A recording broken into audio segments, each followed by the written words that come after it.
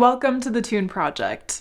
Today I'm back with more tips for you perfectionists out there, and if you haven't seen part 1, I'd encourage you to watch that video first and then come back to this one. But if you're someone who struggles with getting easily frustrated over small mistakes when you're practicing and it's getting in the way of your enjoyment of the violin, this video is for you.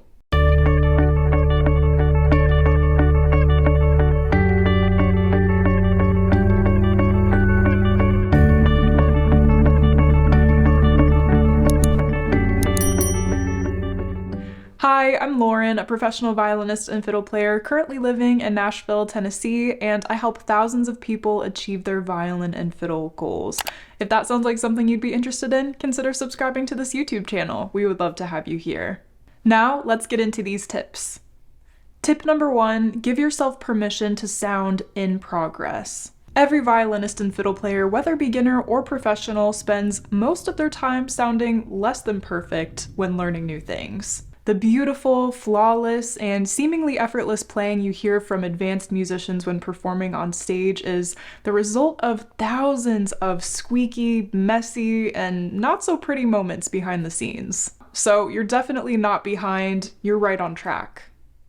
Here's another mindset shift. Instead of aiming for perfect, aim for consistent. Perfection is frankly unreliable, but consistency builds skill. Even just 5 minutes of mindful practice, when repeated over time, will get you further than a long session filled with tension and self-criticism.